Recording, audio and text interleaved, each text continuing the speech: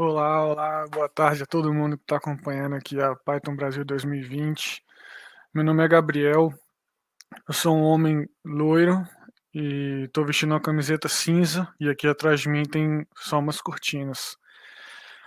Agora nós vamos assistir a palestra do Arthur. O Arthur possui mestrado e doutorado em Engenharia da Computação pela Poli, da USP, e possui mais de 15 anos de experiência no mercado. Atualmente é engenheiro de software na LexisNexis, onde também atua como embaixador da plataforma de Big Data HPCC.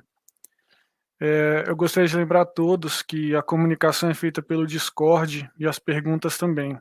E eu vou passando para o Arthur no fim da palestra, ele vai responder as perguntas conforme tiver tempo. Bem-vindo, Arthur. Obrigado, Gabriel. Obrigado, pessoal. Prazer estar aqui palestrando aqui para vocês. Eu sei que é um evento de bastante renome em Python e, enfim, essa aqui é a minha terceira participação, mas a primeira como palestrante. Espero que outras oportunidades pela frente aconteçam aí. Bastante ansioso e bastante feliz por estar aqui apresentando para vocês essa palestra. Valeu, Gabriel. Eu vou compartilhar aqui a minha tela.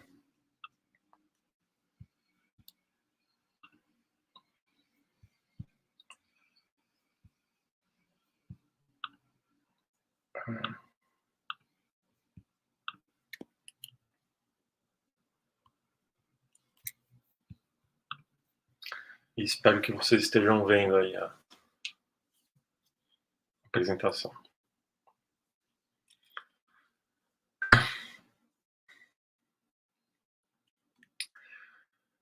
Bem, pessoal, deixa eu só iniciar aqui meu timer para a gente não perder muito tempo.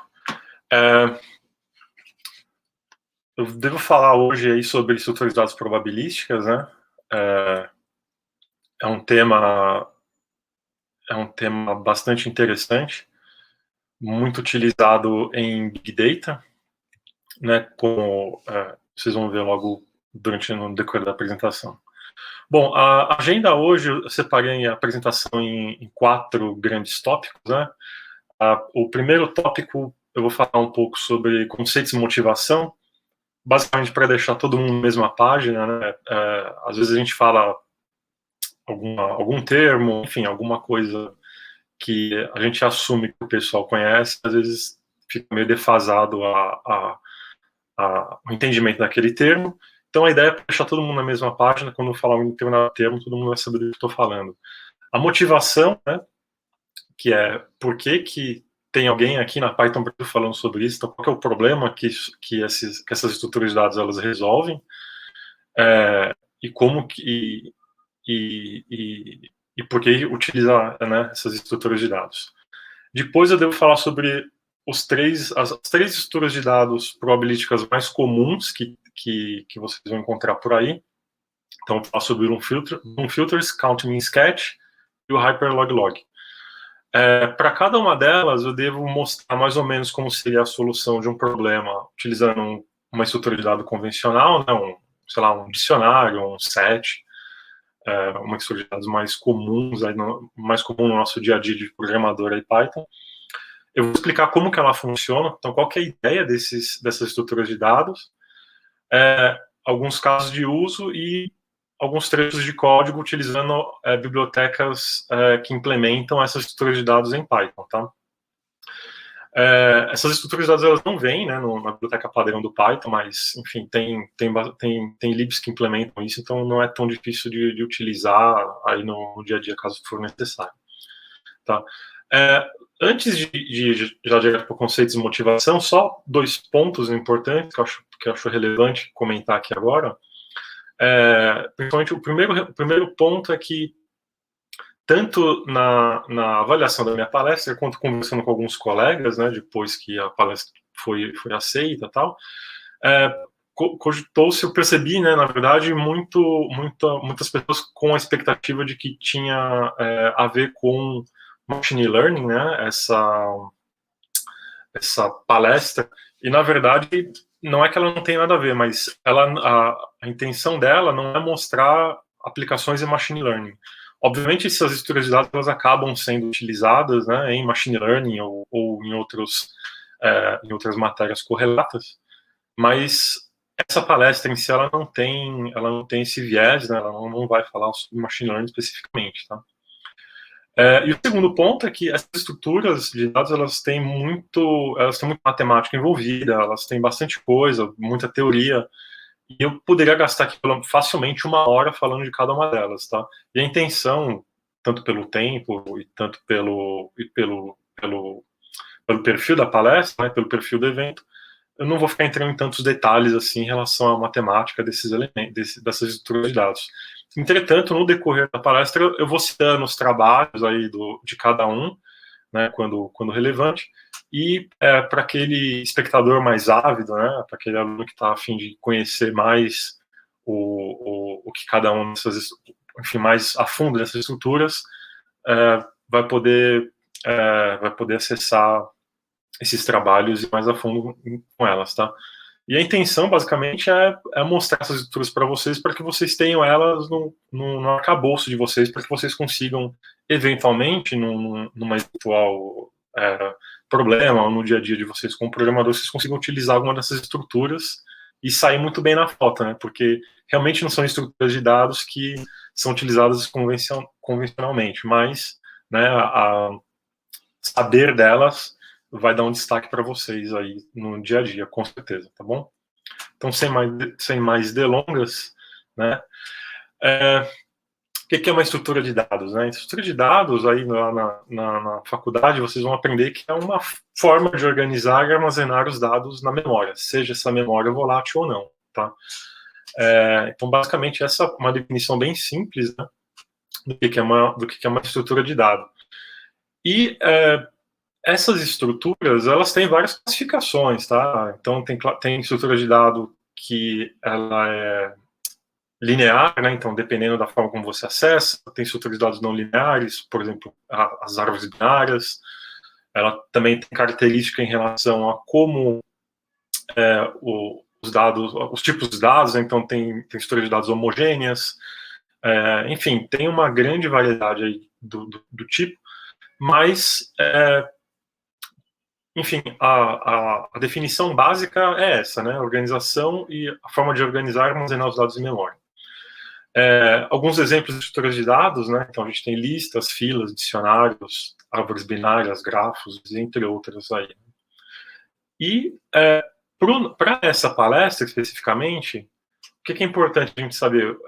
As operações. Então, cada uma dessas estruturas de dados, elas geralmente vêm atreladas, né? Elas vêm atreladas com operações. Tá? Então, o que eu quero dizer com operações? É o ato de inserir algum dado em cima dentro dessa estrutura de dados, a remoção, a recuperação da informação, né, que eu estou armazenando. E essas estruturas de dados, essas operações nessas estruturas de dados convencionais, elas são operações determinísticas. Tá? O que isso quer dizer? Que é uma operação que é precisa. Então, uma vez que eu recuperei uma informação dessa estrutura, a informação que está sendo recuperada, ela é precisa, ela é única, ela é definitiva. Então, uma vez que o dicionário me retornou algum número ou algum dado que estava armazenado em alguma posição de memória, eu sei que aquele dado que estava lá exatamente. Por que isso é importante? Tá? Porque é exatamente onde entram essas tais das estruturas de dados probabilísticas. Né? Então, o que é exatamente estrutura de dados probabilística? Obviamente, é uma estrutura de dados, só que ela é probabilística. O que isso quer dizer? Né? Quer dizer que ela tem como premissa que você, como desenvolvedor, ou como usuário, você aceita um certo nível de imprecisão nessas operações. Então, o que isso quer dizer? Que eventualmente, aquilo que você está implementando, né, enfim, por exemplo, um exemplo muito comum que o pessoal dá é o like em cima de vídeos do YouTube, por exemplo. Então, tudo bem esses likes não forem exatamente a quantidade de likes daquele instante. Tudo bem eles não serem consistentes, digamos assim. Você tem uma margem de erro. isso não vai causar um grande problema, tanto para o YouTube, tanto quanto para o cara que tá fazendo o vídeo, né? Então, ao invés de você ter 5 likes, você vai ter lá uma variação de 10%, sei lá, 3%. Então, às vezes, o que você está... O problema com que você está tratando, essa variação ela não vai ser tão considerável assim. Você aceita essa imprecisão, tá? E essa imprecisão, ela ocorre onde, especificamente? Ela ocorre justamente nessas operações, né? Basicamente, você vai ter, por exemplo, na recuperação do dado, né, no caso existência ou não, no caso do Bloom Filter, por exemplo, você vai ter uma resposta imprecisa se o dado existe ou não, tá? Então, você vai ter uma resposta do Bloom Filter que ela não vai ser definitiva, tá? Ou na ocorrência de certos valores, então na contagem dos valores, né? Então, como lá no MinSketch, que a gente vai ver daqui a pouco, então o valor que ele vai retornar não necessariamente ele é o valor correto, mas ele vai estar muito próximo do correto, tá? Então essa que é a ideia, tá bom? De uma estrutura de dado probabilística. E essa imprecisão, né, que a gente está falando aqui, ela ocorre por quê? Né? Ela ocorre justamente por conta das funções hash, que as funções hash, elas estão no cerne, né? Elas estão, é o que está no centro dessas estruturas de dados probabilísticas, tá bom? Só para a gente ficar na mesma página aqui, o que é um hash? Né? O hash é quando você basicamente uma função que a gente tem aí, tem bibliotecas de Python que implementam hash de qualquer forma, que você dá como entrada alguma string, algum número, tá bom? E ele vai dar como saída aí uma coisa, né? Nesse exemplo que eu estou dando aqui, qual que é o nosso exemplo aqui? Então, por exemplo, eu vou dar como entrada alguma string ou número, e vai ter como saída lá 00101. Então, uma função hash que ela vai dar isso aqui como saída. E algumas características das funções hash são as seguintes. Elas são determinísticas, quer dizer, uma vez que eu coloquei a mesma entrada, vai ter sempre que ter a mesma saída aqui. Então, se eu coloquei ABC e o hash é 00101, e eu colocar ABC daqui 30 dias, vai continuar sendo 0101, tá? E ela tem uma outra característica que é a probabilidade de colisão. Geralmente as funções hash, elas têm uma probabilidade de colisão. E o que é a colisão? É basicamente a probabilidade dada duas strings distintas, quando você dá como entrada para o hash, gerar um hash igual. Então isso seria uma colisão. Por exemplo, né? O exemplo que eu estou dando aqui embaixo, imagina um hash que a gente está lá gerando hashes de endereços IPs. Endereço IP, a gente tem um espaço aí de 2 elevado a 32 endereços. E nessa nossa funçãozinha aqui de cima, a gente está gerando um hash que tem 5 bits. Né? E a gente tem, como a gente tem 5 bits, quantas possibilidades a gente tem? Né? A gente tem 2 elevado a 5. Então, veja que o nosso espaço de entrada ele é muito maior que o nosso espaço de saída. Isso quer dizer que, em algum momento, pode haver colisão. Tá? E eventualmente vai ocorrer. Então, em decorrência dessa natureza do hash, a gente vai ter as probabilidades, as imprecisões, na verdade, das estruturas de dados probabilísticas, tá bom? Bom, falei tudo isso, mas por que exatamente utilizar estruturas de hash probabilísticas? Né? Por que diabos alguém usaria uma estrutura de dados probabilística? Você tem lá a estrutura de dado, ela vai te retornar um resultado fiel, né, um resultado determinístico. Por que diabos eu vou utilizar, então, uma estrutura de dados probabilística se ela vai me dar um resultado que talvez não seja condizente com a realidade, né, vai ter uma probabilidade de erro lá. Bem, basicamente por conta do footprint de memória. Footprint de memória, o que eu quero dizer com isso? É a utilização de memória propriamente dita, né? Então, quando a gente fala de estrutura de dados probabilística, a gente está falando basicamente de uma redução drástica, né, do uso de memória. O que torna essas estruturas de dados muito atraentes para a resolução de problemas em Big Data, especificamente. Tá? Então, Big Data vai utilizar essas estruturas, enfim, com bastante frequência, tá? Então, esse é a principal motivação do uso dessas estruturas de dados. É basicamente uma redução drástica do footprint de memória. Basicamente, você vai conseguir utilizar para quem lembra aí das aulas de computação, né? A complexidade de espaço, ela é constante, basicamente, tá? No tratamento de problemas que, em uma situação normal de temperatura e pressão, você vai estar usando aí alguns megabytes de memória. Nessa figura, pessoal, que eu coloquei aqui, eu mostro mais ou menos, aí tem lá o famigerado, né, os 3 Vs do Big Data, né, que são a velocidade com que os dados são gerados, a variedade com que os dados são gerados e o volume com que esses dados são gerados. E para cada um desses Vs, tem aí algumas estruturas de dados, né, que tá representada. Então, a gente vai falar desses 3, né, o Bloom Filter, ele tá ligado, né, ao membership, quer dizer, a identificação se um determinado elemento ele está ou não nesse meu volume de dados imenso. A gente tem lá o Hyperlog e o Log, que basicamente são as coisas parecidas, que o Hyperlog é só uma especialização do Log, mas a gente vai ver isso daqui a pouco. E que tem a ver com a contagem de elementos, né, do volume, e a frequência com que as coisas acontecem, que é o Count Mean Sketch. Beleza?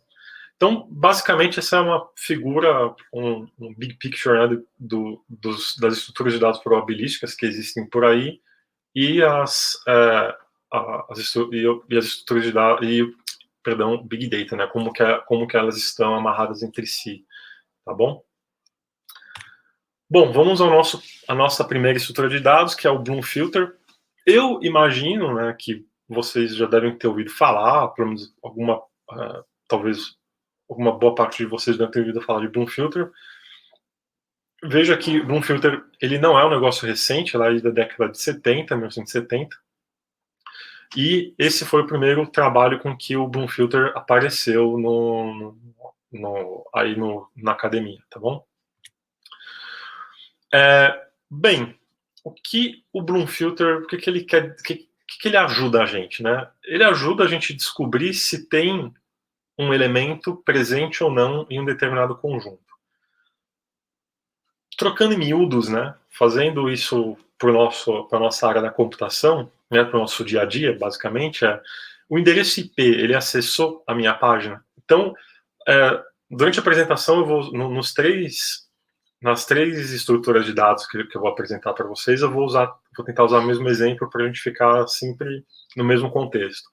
Então, um exemplo disso é o endereço IP. Ele acessou um endereço X, seja ele qual for, ele acessou a minha página. Então, imagina que você tem lá terabytes de logs, né, de acessos, e você quer saber se um endereço IP acessou a sua página, né? Então, uma forma de fazer isso é utilizando o Bloom Filter. Aqui está um exemplo, um código bem basicão em Python de como que a gente resolveria isso de forma trivial, né, usando estruturas de dados convencionais. Então, imagina que essa minha lista aqui, esse getList_alpha_ip, ele vai retornar um conjunto de IPs, pode ser um set, ou pode ser uma lista, né? E aí eu vou usar essa operação in para verificar se esse meu endereço IP, o 92.168.10.1, ele está ou não nessa minha lista de IPs. Funcionaria normal, tranquilamente, só que qual que é o problema disso, pessoal? Olha só, o problema disso é exatamente o uso de memória.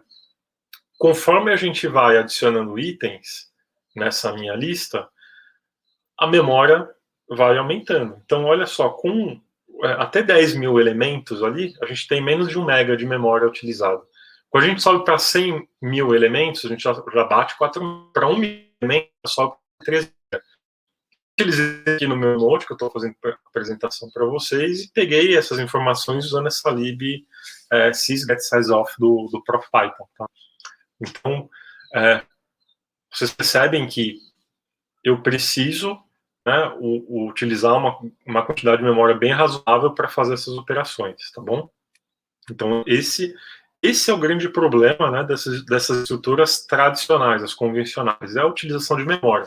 conforme a gente vai criando, enfim, essas listas e vai populando elas, a gente precisa trabalhar com elas em memória, e para trabalhar com elas em memória vai ocupar muita memória.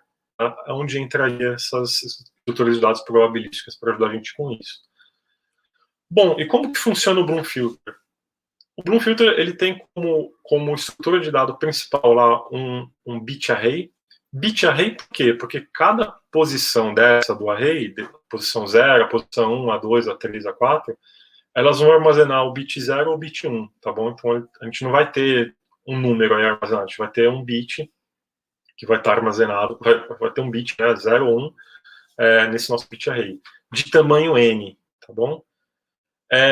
E a gente vai ter algumas funções hash. Na prática, tem geralmente 4 funções hash, 5. Para o nosso exemplo, para a gente manter aqui a nossa didática, vamos utilizar pelo menos 2. Né? Na verdade, utilize no mínimo 2, né, para você ter uma margem de erro menor. A margem de erro, né, a porcentagem de erro do Bloom Filter, ele está, em geral, associado à quantidade do N aqui, né? Então, quanto mais posições possíveis você consegue mapear, melhor. Né? E também a quantidade de hashes. Então, quanto mais hash você tem, mais funções hash você tem, menor a possibilidade de erro. Então, como é que funciona? Olha só. Imagina lá que eu tenho esse IP, o 92.168.10.1, eu vou dar ele como entrada para a minha função hash1. Isso aqui é eu adicionando um dado, né, uma informação no meu Bloom Filter aí. Então, eu visualizei esse IP, o 92.168.10.1, vou dar ele como entrada para o meu hash 1, vou dar ele como entrada para o meu hash 2. Esse meu hash 1 ele vai gerar lá um hash e ele vai mapear para a minha casinha 1 aqui. O meu IP, o 92.168.10.1, vai ser usado como entrada para o meu hash 2 e vai mapear para a casinha 5. Então, a casinha 1 e a casinha 5 vão estar com o número 1 lá. Então, lembre-se das propriedades do hash. Se eu der como entrada novamente o 92.168.10.1, tem que ser mapeado aqui também, na 1 e na 5, certo?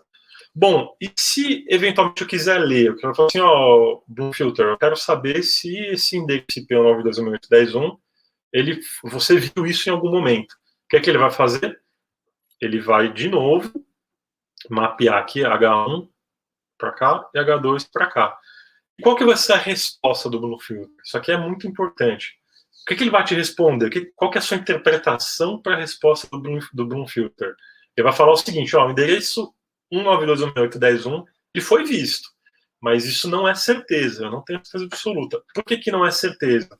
Porque lembrem lá que os nossos hashes eles podem ter colisões. Então pode ser, é muito azar, obviamente, que essa mesma string aqui ela vai gerar uma colisão do hash 1 e vai também gerar uma colisão para o hash 2. É muito azar, mas pode acontecer. É por isso que o nosso Bloom Filter vai falar o seguinte, olha, existe uma grande chance de eu ter visto, mas não é certeza, tá bom? Mas a margem de erro é bem baixa. Então, é por isso que o Bloom Filter ele tem essa margem de erro, tá bom? Vamos para um outro caso aqui. Nesse caso aqui, a gente não viu esse IP, o 92.168.10.2. Ele não foi adicionado em nenhum momento. Então, aqui eu só estou fazendo a pergunta. O Bloom Filter, você viu o 92.168.10.2? Ele vai dar como entrada para H1, opa, aqui deu 1. Vai dar como entrada para H2, opa, aqui não tem nada, então quer dizer que muito provavelmente não. Com certeza, esse 192.168.10.2 ele não foi visto, tá bom? Então, a grande sacada aí do Bloom Filter é que quando ele não viu alguma coisa, ele te dá 100% de certeza. Agora, se ele viu alguma coisa, ele te dá uma margem de erro. Assim, olha, eu vi, mas não é certeza, não é 100%. Tá bom? Então, essa que é a grande sacada do Bloom Filter aí. Beleza? Muito simples, tranquilo de entender. Não é nada muito complexo o Bloom Filter. Aí tem um exemplozinho de uma biblioteca que implementa o Bloom Filter. Você dá como entrada o capacity. O capacity basicamente é o tamanho do seu array, né? Que eu comentei aqui, esse array N aqui, que vai ter N. Aqui nesse caso está falando 1000. Quanto maior, menor a chance de erro, tá bom? E aí você faz operações, ele aceita a operação in como qualquer outra, tá bom? Então, basicamente, esse é o funcionamento do Bloom Filter. Aí está para ilustrar, né, a quantidade de uso de memória. Então, eu fiz a mesma coisa, adicionei 1000 elementos no Bloom Filter. Olha só, menos de 1 mega, tá bom? Aqui a gente já estaria batendo os 30 e pouco megas, lá 40 megas numa estrutura de dado convencional 7. Beleza? Casos de uso, evitar lookups. Então, Cassandra, Witbase e outros SGBDs aí no mercado, eles utilizam Bloom Filter para saber se vale a pena ir ou não buscar informação em disco. Lembrando que buscar informação em disco é uma operação custosa.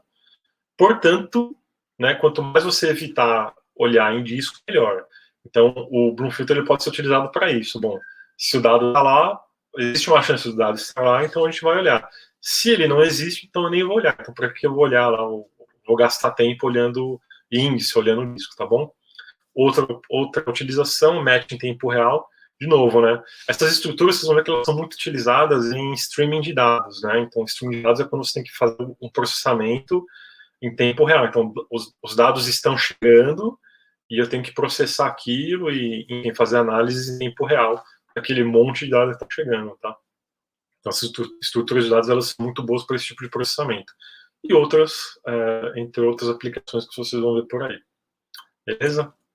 Vamos à nossa próxima estrutura, que é o Count Min Sketch, de 2012, um pouco mais recente, né, do que o nosso Bloom Filter. O que ele responde, o Count Min Sketch? Basicamente, quantas vezes o endereço IP xxx ele acessou a minha página. Então, lembrem que o nosso Bloom Filter ele vai verificar se um endereço IP ele acessou a página ou não. Enquanto que o Count Min Sketch ele vai dizer o seguinte: quantas vezes um endereço específico, né, ele acessou a minha página. Então, ele vai contar. Ele diz respeito à contagem de elementos, tá bom? E a resposta dele, né, como toda estrutura de dado probabilística, tem uma margenzinha de erro, tá bom? Como que a gente resolveria esse problema de forma tradicional no Python? Basicamente, a gente cria lá um dicionário, tem aqui a lista de acessos, né? Então, de alguma forma, eu carreguei essa minha lista de acessos aí e vou iterar em cima dessa minha lista e vou guardar em cima lá do meu dicionário. E toda vez que eu achar um endereço IP, se esse cara não tiver no meu dicionário, eu adiciono ele com um contador 1. Se ele não estiver, se ele não existir se ele já existir, né, eu somo mais um para esse meu endereço IP. Qual que é a saída desse dicionário? Né? Ele vai ter lá o dicionário como índice e a quantidade de vezes que ele apareceu como o valor desse meu dicionário. Então, essa é uma forma tradicional de você resolver o problema. Beleza? Fazendo de novo essa nossa contagem de uso de memória aí, essa nossa contabilidade, vocês vão ver de novo, né? Até 100 mil itens, a gente está usando 5 megas de memória, passou lá, bateu 1 milhão, já foi para 41 megas de utilização de memória. Então, enfim, vocês podem ver que o uso de memória dessas estruturas de dados, elas são bastante... enfim, pode ser, né, pode se tornar bastante agressiva aí em um ambiente em que a quantidade de dados que vocês estão tratando ela é muito grande, tá bom? E como que funciona o nosso Count Min Sketch? É muito parecido, né? De novo, a gente vai ter os hashes e vai ter uma estrutura de dados aí de array. Nesse caso, não é um bit array. Esses arrays eles vão guardar basicamente números inteiros, né? Então, toda vez que aparecer aqui, eu vou dar um count mais um aqui, um i mais da vida, né? Ou um mais igual a 1 aí do Python. Então, aqui nesse exemplo, nessa ilustração, olha só, a gente vai ter 4 arrays, tá? 1, 2, 3, 4. E cada um desses arrays vai ter uma função hash atrelada a ele. Então, aqui no meu array 0, eu vou ter a função hash 1. No meu array 1, eu vou ter a função hash 2, hash 3 e hash 4. O que aconteceu aqui? Eu visualizei o IP 192 e o meu 810.1. Esse cara ele apareceu lá para mim, para minha lista, certo? O que eu vou fazer? Eu vou pegar o 92 e o meu 810.1, vou jogar no meu hash 1, vai ser mapeado para a casinha 1 aqui do meu array. Vou jogar para o hash 2, vai ser mapeado para a casinha 5. Jogo para o hash 3, casinha 2, enfim. Acho que ficou claro, né? O que está acontecendo aqui. Então, essa foi a primeira vez que o 92.168.10.1 apareceu. Vamos supor que agora a gente viu de novo o 92.168.10.1. O que aconteceu? Mesma coisa. Joguei ele para o meu hash 1, contou 2 aqui. Lembrando, né? Hash é determinístico. Né? A mesma entrada vai gerar sempre a mesma saída. Então, deu como entrada o 92.168.10.1 para o hash 2 a mesma saída, contamos 2 aqui, porque já tinha um, contamos um, só fizemos um i mais aqui, né? Fizemos mais aqui um. Então, olha só, 192.168.10.1, ele apareceu aqui, foi contado para 2, 2, 2, 2. Ok, até aí tranquilo, nada de novo. Vejam agora que a gente viu o quê? 192.168.10.2. Primeira vez que estamos vendo esse endereço IP, certo? Jogamos para a função 1, contamos 1 também para o hash 2, só que vejam que 192.168.10.2 ele teve um conflito com o nosso IP anterior. Então, o que aconteceu? Ele somou mais um aqui no nosso casinha 2. E no outro aqui teve um. Então, olha só, teve um conflito aqui, né? Nessa casinha número 2. Beleza. Como que a gente sabe? Como que a gente faz a contagem, tá? Bem simples. A gente vai pegar todos os valores, por exemplo, do 192.168.10.1. Então, a gente teve lá no nosso array 1 o 2, no array 2 o 2, depois a gente teve o 3, que foi onde rolou o conflito, e depois o outro 2. O que a gente vai fazer? Vai pegar o valor mínimo, tá? Desses valores aqui. Então, qual que é o mínimo de 2, 2, 3, 2? É o 2, tá bom? No 192.168.10.2, qual que foi o mínimo aqui de entre 1, 1, 3, 1? Foi o número 1, tá bom? Pessoal, se eu tivesse aqui 1, 2, 3, 4, eu pegaria o mínimo, no caso, 1, tá bom? É que aqui eu tenho repetições, né? Então, tenho 1, 1, 3, 1. Mas, no caso, eu vou estar sempre pegando o mínimo aqui. Esse min aqui é como se fosse a operação lá do Python min, tá bom? Eu dou uma lista de números e vai pegar o menor número dessa lista, tá? Então, no caso aqui, eu vou pegar o 2. Então, nesse caso, quantas vezes apareceram o 92.168.10.1? Apareceram 2 vezes. Quantas vezes apareceu o 92.168.10.2? Apareceu uma única vez. Beleza? Então, é assim que funciona o Count Min Sketch. Aqui está um exemplo em Python de como que ele funciona, tá? Essa biblioteca. Só um detalhe que eu acabei esquecendo de comentar no outro exemplo, eu coloquei aqui um link para o GitHub dessas bibliotecas que eu estou usando como exemplo aqui, para quem quiser depois dar uma olhada nelas, tá bom? São implementações bem simples, tá? E essa biblioteca aqui, ela aceita você dar como parâmetro, né, a largura e a profundidade, né? Que é basicamente isso aqui, ó. Eu coloquei até aqui para deixar bem claro, né? Então, a largura, que é isso aqui, que é a quantidade de posições que a gente vai ter nos arrays, nas listas, né? E a profundidade, que é basicamente a quantidade de funções hash que a gente vai utilizar, tá bom? Quanto maior isso, né? Quanto maior a possibilidade de mapeamento, menor a chance de colisão, portanto, menor o erro dessa estrutura de dados, tá bom? Então, basicamente, é isso que funciona, é assim que funciona o Count Min Sketch. Aqui mostrando a utilização de memória da estrutura de dados também, novamente, né? Bem constante, menos de 1 mega, tranquilo, bem fácil de utilizar. Com uma margenzinha de erro, mas é bem tranquilo de utilizar. Beleza? Casos de uso, né? Casos de contagem de frequência, evidentemente. O Count Min Sketch ele é muito utilizado em processamento de linguagem natural, tá bom? Geralmente em contagem de anagramas, não sei se vocês já ouviram falar disso, mas é basicamente a quantidade, a frequência com que uma determinada palavra ocorre em uma língua, ou em uma frase, ou em um texto, né? Então, imagina que você está fazendo um processamento de streaming aí do Python Brasil e você quer saber a frequência com que está ocorrendo o uso da palavra Python, por exemplo, né? Então, se você está fazendo processamento de streaming, o Count Min Sketch seria excelente para esse tipo de processamento, tá? Você vai conseguir processar aí rapidamente e sem usar muita memória, né? A quantidade de vezes que a palavra Python, por exemplo, aconteceu aí nas palestras aqui da Python Brasil. Um exemplo, né? E entre outros por aí. Ok? Bem, senhores, vamos para a nossa última estrutura de dados, hyperlog, um nome bem bonito, e o nome também acompanha a complexidade dessa estrutura de dados. Essa estrutura de dados ela é a mais difícil de entender. Eu deixei aqui também, né, o link, né, o link não, né, o nome do artigo que vocês podem buscar a respeito mais dessa estrutura de dados. Ela é mais complicada de entender, só que ela é muito legal. Uma coisa que eu queria comentar com vocês, assim, por conta do tempo, da natureza da palestra, da natureza do evento, eu não vou aqui ficar entrando em detalhes da matemática por detrás do Hyperlog, mas assim, a forma como os autores, né, a intuição que os autores tiveram, né, para o Hyperlog é muito, muito interessante, assim, foi muito bacana.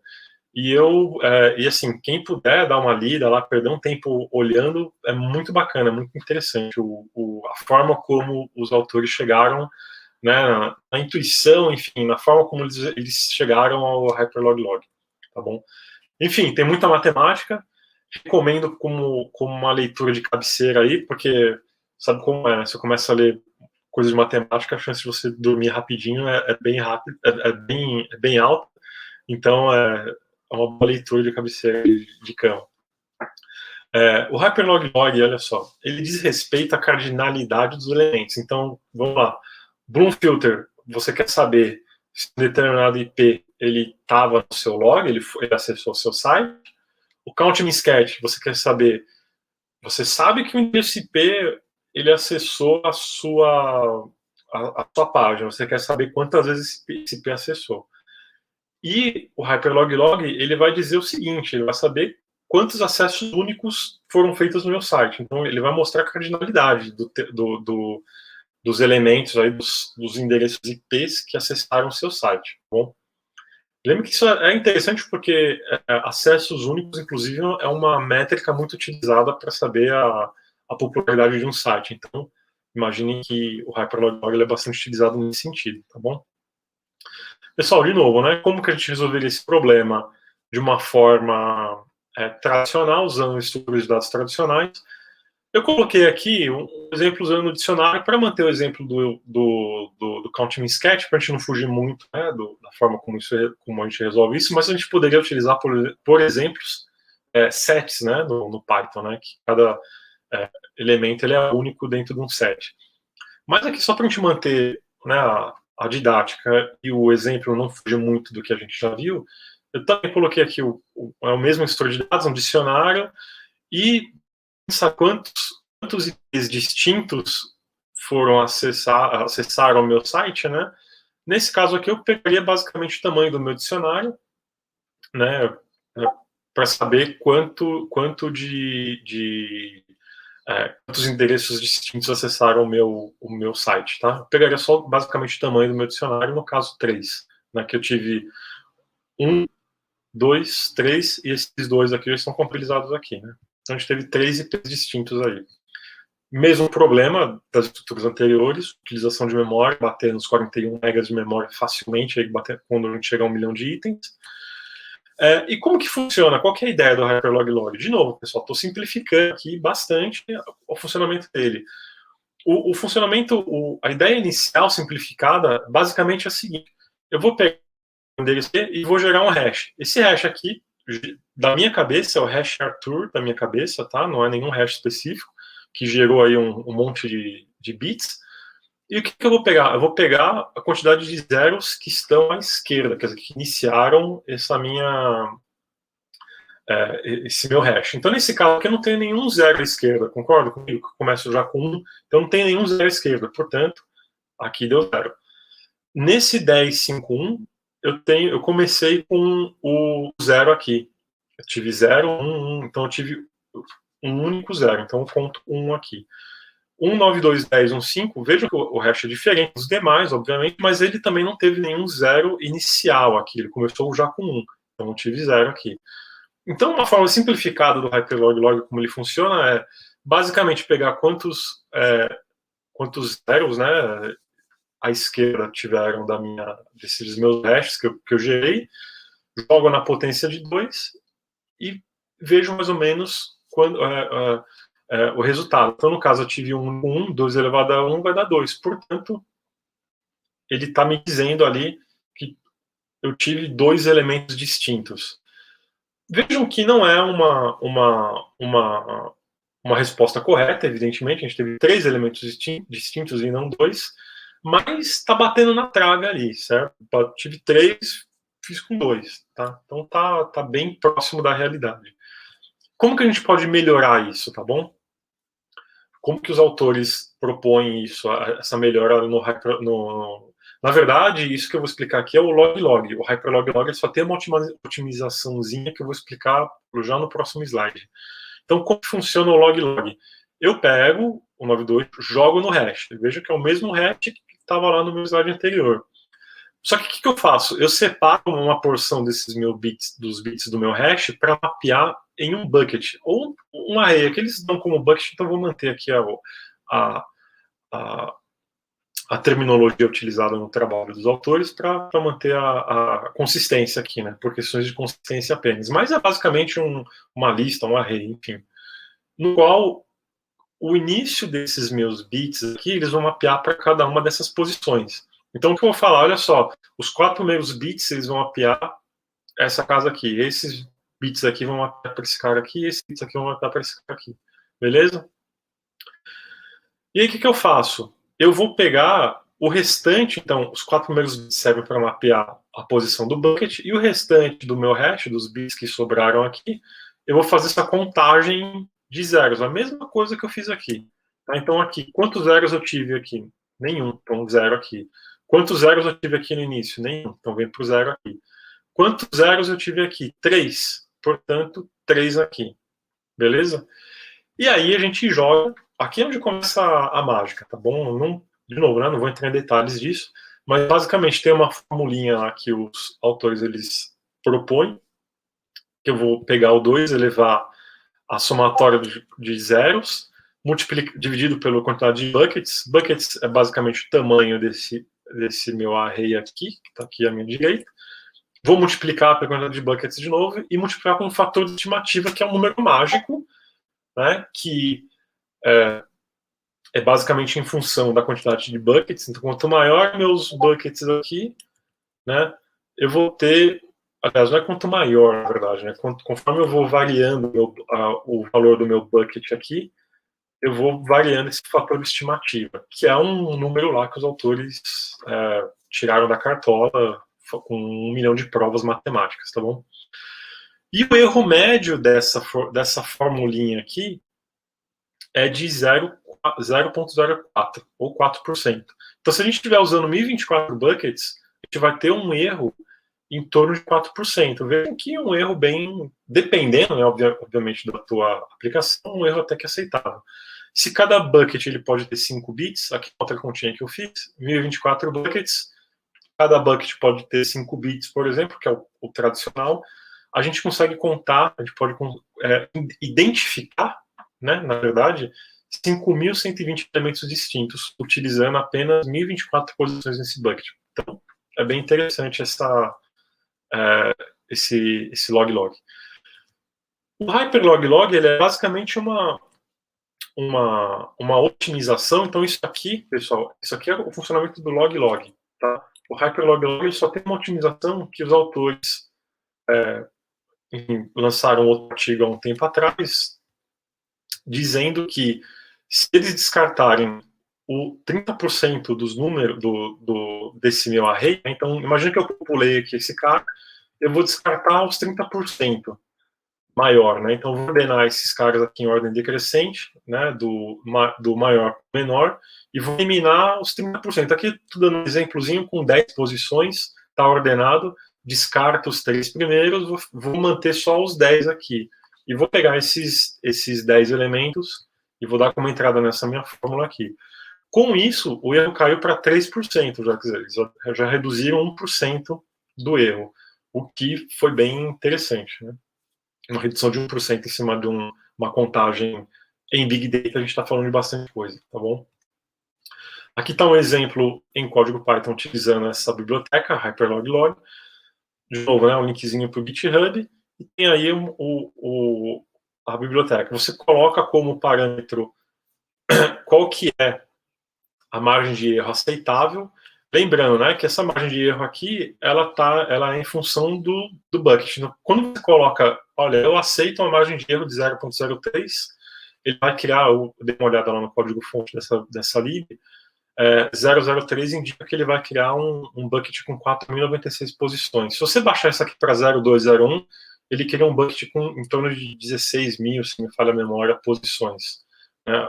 E nesse caso aqui, 4.096 ou 20.000 elementos distintos, tá bom? Então é basicamente essa a implementação do Hyperlog e uma libzinha de Python que implementa esse cara para vocês, tá bom? De novo, né, menos de 1 mega, tá bom? Praticamente constante, bem pouco uso de memória. Isso também é bem interessante para uso em IoT, né? Eu não vi ainda um trabalho falando sobre o uso de estruturas de dados probabilísticas em dispositivos com pouca memória, mas eles também acabam se tornando atrativos para esse tipo de aplicação também, né? Alguns casos de uso, qualquer situação que pretenda descobrir cardinalidade em tempo linear, em ODN, visitas em um único site e também stream de dados, né? Então, essas estruturas de dados elas são muito boas para processamento de stream de dados. E, enfim, pessoal, é basicamente essa apresentação, os pontos que eu gostaria de trazer para vocês aí aqui na Python Brasil. Enfim, tem várias formas de contato aí comigo e espero que, enfim, vocês tenham gostado da apresentação e que possam utilizar essas ferramentas que às vezes a gente fica ali no Big Data, naquele negócio meio intocável, e às vezes dá para a gente utilizar no nosso dia a dia essas estruturas de dados, desde que seja, enfim, condizente com o projeto, ou enfim, com o problema que vocês estão querendo resolver. Beleza? Então, acho que é isso. Voltando aqui pro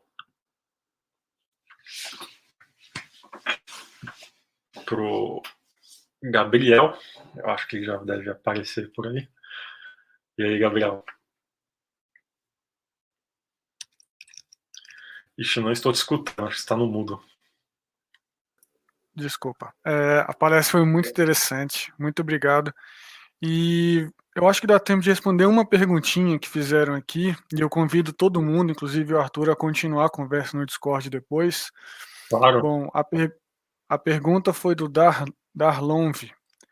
Ele perguntou o seguinte: o Bloom Filter informa quanto é a probabilidade de existência do dado na estrutura? Se o Bloom Filter ele informa isso? Não, geralmente não. Geralmente o que vai acontecer é que você tem que estimar essa probabilidade dada a quantidade de posições do seu array e da probabilidade de colisão da função hash que você está usando.